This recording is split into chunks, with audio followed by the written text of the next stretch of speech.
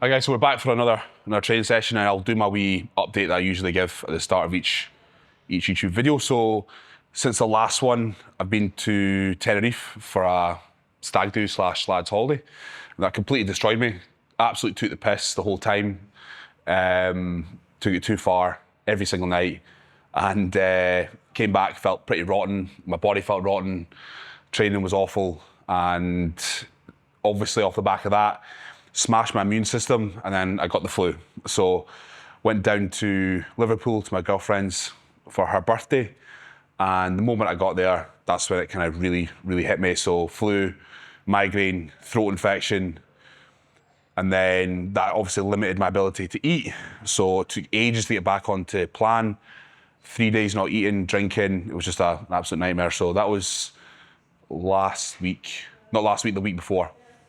So yeah, that's not the best run of things over the past 3 weeks. So, but I'm not weighing myself. I'm not taking photos, but I am going to check in with Nick tomorrow, and this is Thursday, so Friday, and that'll be the first time I've checked in over a month. So same with checking my weight. I think I'm quite good now. Been doing this for so long. I'm able to look at myself like a client, but off the back of those two things, I'm not wanting to look at myself basically. So yeah, that's the update. Negative, on the negative side. The positives is that we're strolling into this prep. Now, I've not actually, by the time this comes out, put on YouTube, probably by the time I kind of announce it, but I'm having a bit like second doubts about competing this year. Basically, obviously saw the Pittsburgh Pro, which I think was last weekend. And don't get me wrong, the top 5 in that, or top 4, were all like top Olympians. One of them is, former Mr. Olympia. And it kind of made me realise I don't think I'm quite there yet, size-wise. And at 5'11", I do have a bigger frame and more height to fill. And these guys who are coming in at 5'6", 5'7", 5'8", they're absolute monsters. So like I said, by the time I put this on YouTube, I'll be telling folk anyway, but I think I need to take just another 25 week off season until the end of the year, and then do shows next year. That's what I'm thinking anyway. It's not 100% confirmed. I will make the decision, like the official decision, on the 1st of June. I'm still going to speak to Nick tomorrow about it as well. But there's no harm in it. I mean, I'm an open bodybuilder, so there's no limit to how big I can be. So there's no rush. And I do see myself doing this for at least another 10 years, touch wood. So it's one of those ones where I'm eager to get back on stage for a sense of I love competing. Like, I don't care about the exposure and all that kind of stuff. Yes, it does impact my income, but at the same time, that's not why I do this. It's never been why I do this. So, but yeah, I mentioned it a bit to get back on stage, but at the same time, I need to be realistic. I know for a fact my first season, as with most pros, is I probably won't win a show. Probably won't place that highly, but at the same time, I was content before with just being happy being better than Spain when I won my card. Whereas now, I want to be better than that. So that's the thought process. Again, I haven't officially made my mind up yet. I'm not 100%. I'm probably sitting about 80% sure as is what I want to do. It's just trying to come to the realization that this year isn't going to be playing out the way I thought it would be at the start of the year. And when you're proper OCD, locked in, etc., that can take a wee while to get your mind over to it. But I do think I'm kind of coming across the idea that it's not going to be this year, it's going to be next. So by the time, if I do step on stage in 2026, it would be April. So I've kind of matched up the calendar from this year, looking to do FIBO, and then I would definitely like to go back to Alicante again, obviously because that's where I won the card, and just see what other shows are available around that time as well. So the same kind of plan, 3, maybe 4 shows, and just kind of get my name out there. But I do think with the size that I put on between September and the end of March there, that is by far the best off-season I've ever had, by a long shot as well. So if I can replicate that, then I think that would put me in far better standing to at least have more chance at just say a top 6. So that's the thought process just now. In terms of any kind of changes, we're kind of pushing now again, but I dropped my food down late March, and not in the intention of necessarily losing body fat or anything like that, or changing composition, but more so giving my digestion a break. But I think off the back of that, I actually have lost a wee bit of body fat, and I do look a lot leaner, which is obviously a plus going into this push. Now, the severity of this push might be different because I don't have a lot of bridge between the push and the potential prep starting in mid to late November. So I need to be careful as to how hard I push this time around compared to the previous one. Because the previous one I would have had a really kind of long pre-prep phase, and that kind of would have like offset any kind of potential large amounts of gain in body fat. But I don't think I added that much, to be fair. So, like I said, definitely one of my leanest. So, kind of spewed a wee bit there in terms of information, but that's kind of where my head's at, and I'm hoping to make the decision officially on the 1st of June. So, that's the plan. Anyway, session-wise, put in rope pullovers again, put that back in right at the start. I was looking at photos from a few years ago when I was doing them. I just felt like the inside of my back just looked a little bit rounder when I had a pullover movement in. There's very few pullover movements that I like. The only one I really like is a rope pullover. Dumbbell pullover can't really do anymore because of my operated shoulder. The pullover machine is it still downstairs? Yeah, it is, but it's terrible. No offense, Future Fitness. And every other variation I don't particularly like. So that's at the start. 3 sets of that, 3 sets of 15. We're doing RDLs now instead of deadlifts. The deadlift has been rinsed for far too long. I've been in the same weight, same reps, everything for months. So switched to an RDL. I like a wee bit more in the way of hamstring anyway, so that kind of ties into with that. And then we're doing a low row instead of a seated row. That's the difference there. And then everything else is the same. Apart from a handle change, lat pull down. So yeah, as you can see, when we make changes, it's just minute. So anyway, most people are probably fast forward at this point, so let's get into the session. So slight change up here. So I think I've rinsed every handle in this gym. So the one that I haven't is this one. So going with this one for a couple of weeks now. And change up in the sets. What we're doing is now we're doing a working set and then a cluster. So obviously I've done clusters in the past in previous videos, but gone back to the cluster just to put a little bit more in the way of volume with it, adding more sets in. So within the cluster, we're doing 4 sets of 5, 15-second rest, and then we're stretching in between each rest as well. So those will go back in. It wasn't until I put them back in I realised just like how much I enjoy doing them. I mean, for a lat pull down, they're not insanely tough. Like they're tough for like things like, you know, leg press and squatting movements and stuff, but no, added just a different aspect of challenge to the lift itself. So.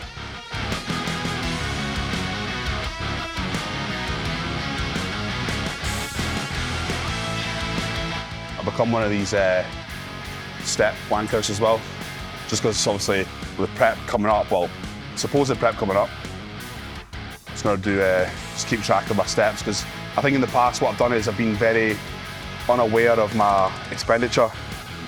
So for instance, like if I'm in here PTing all day, sometimes I can do like 13,000 steps. I know that's not a lot to some, but to someone who weighs what I weigh, that's quite a lot. And you know, being unaware of that and then adding in things like adding cardio from whatever equipment it may be, I think that's kind of not been my downfall in the past, but it's caused me to just be that kind of overly taxed and doing too much cardio, when in reality, being my size, I could probably get away with just doing steps. So that's why I've taken a bit of a closer look at it. So still do 3 20-minute sessions a week on the bike, but again, that's not even demanding, it's just less. So it's one working sets 8 to 12. And like I said, I'll do the cluster, 4 sets of 5 for 15-second rest.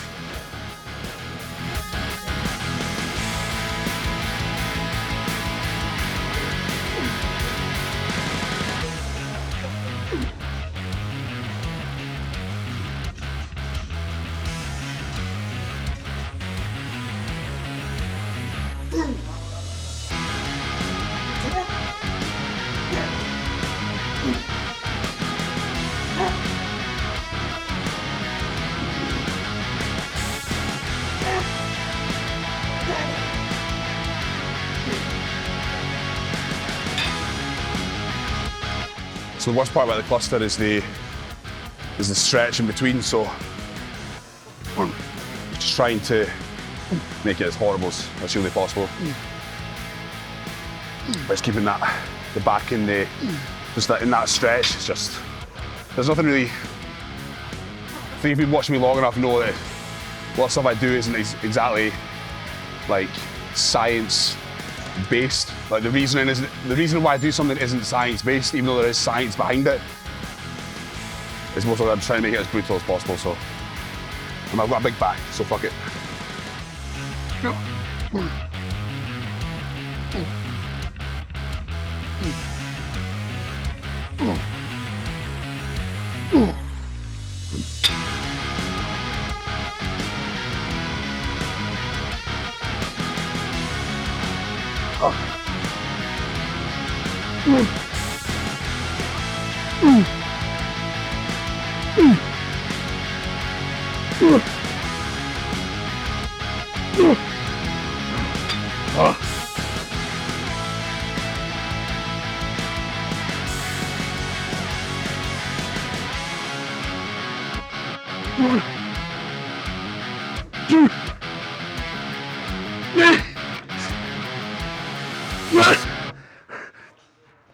Fuck. Oh.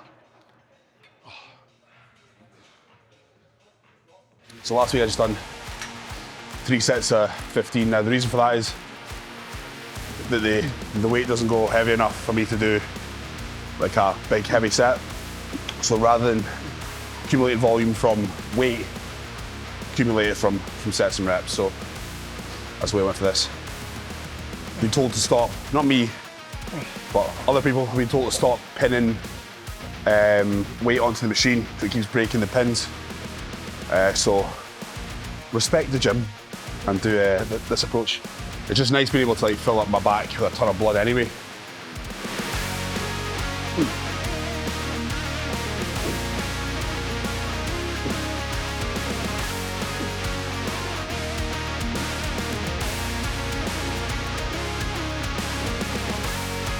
So I was really happy how my back looked last year on stage and through that prep. So it's a case of just continuing to improve well,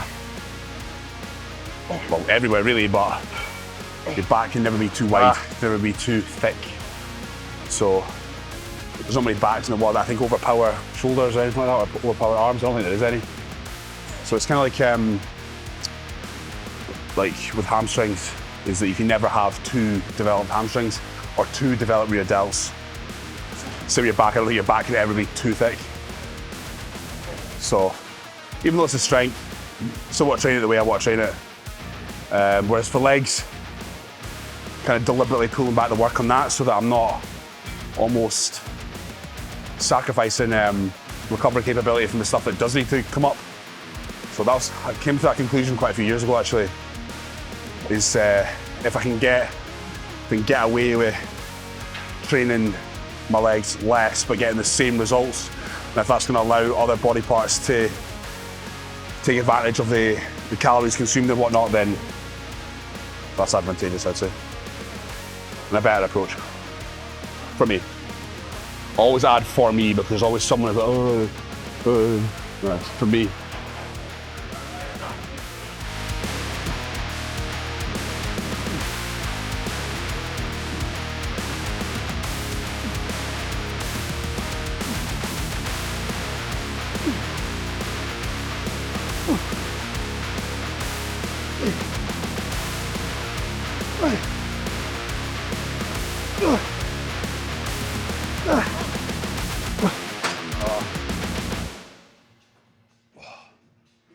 So it's the usual T-bar row.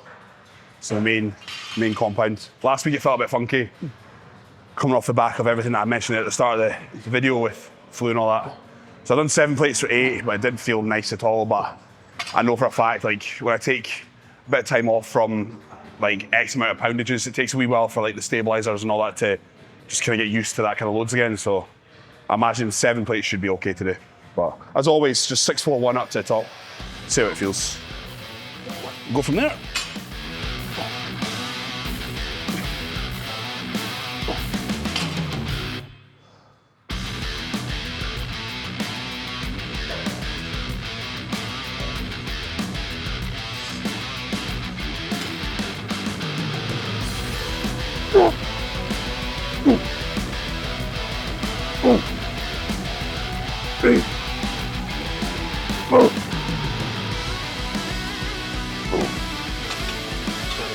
Fuck.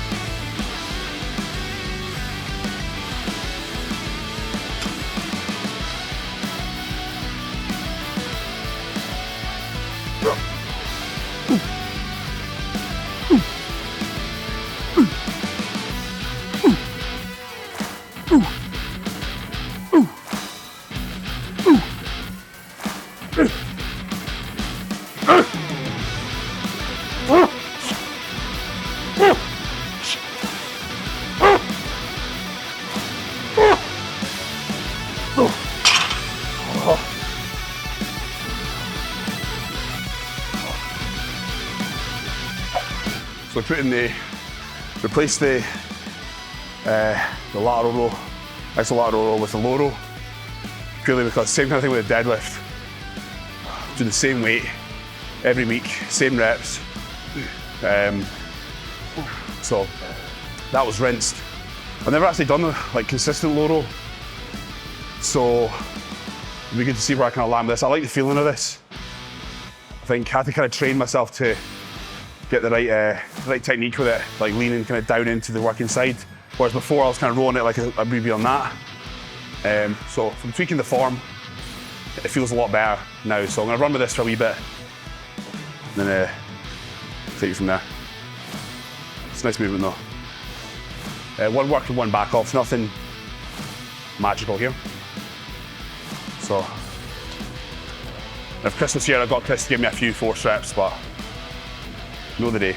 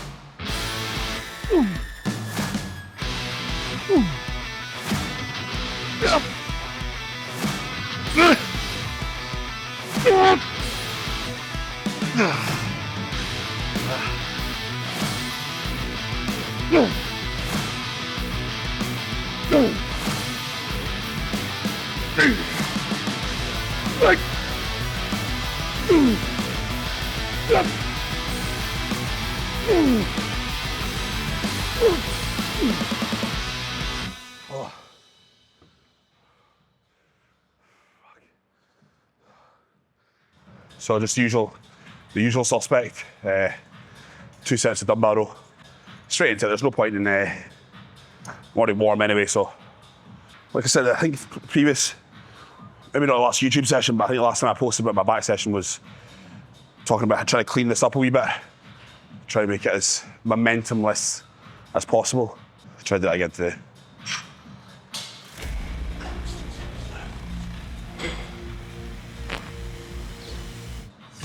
Put liquid chalk up my nose. Nice.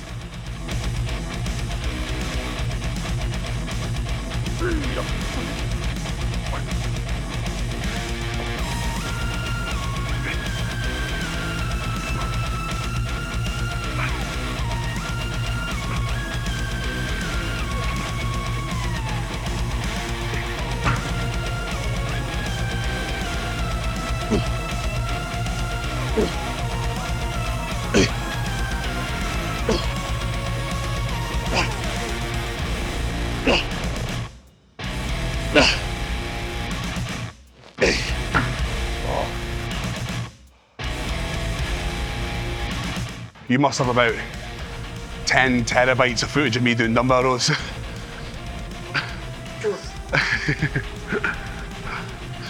I do love them.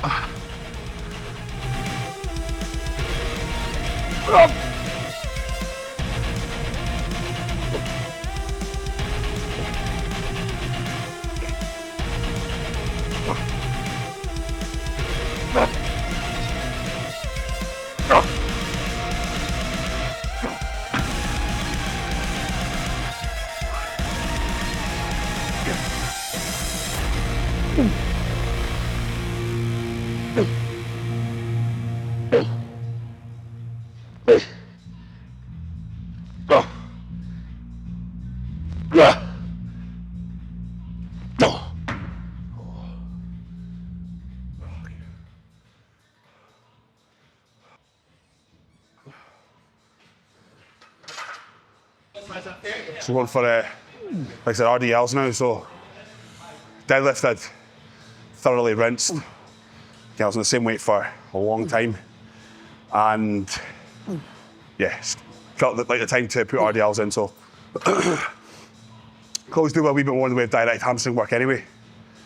So obviously I'm going to get a wee bit more hamstring doing an RDL than a conventional. Done it for the first time last week in a long time.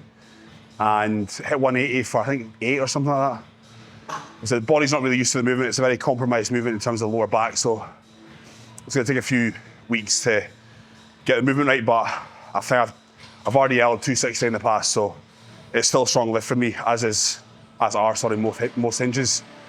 But it's nice to kind of swap this out and try something different. So Chris does RDLs. But I think it's time I do them as well. So I won't add in a deliberate pause.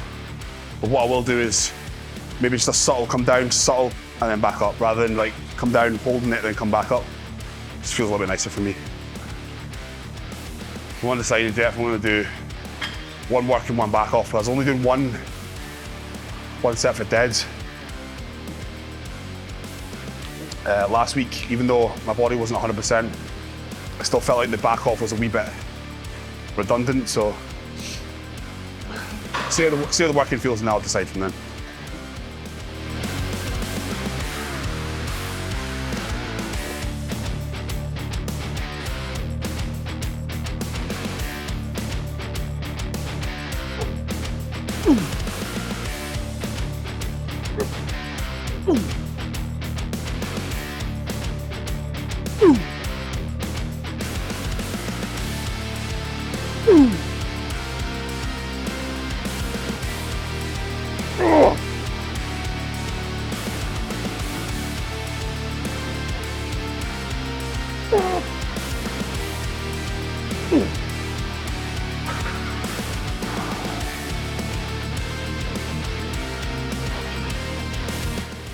Yeah, one set's enough. I've not done RDLs in years, probably since I last had a hamstring day, which was 2021. Can give me an indicator as to how, not weak, but how much the conventional deadlifts kind of tricked me into thinking that my lower back's insanely strong, when in fact, a lot of the conventional deadlift for me is hamstring and quad. So that's given me an eye opener as to how much I need to progress this in order to get my lower back to be a little bit stronger and thus thicker as well. So keep running with this and see where the physique lands off the back of it. So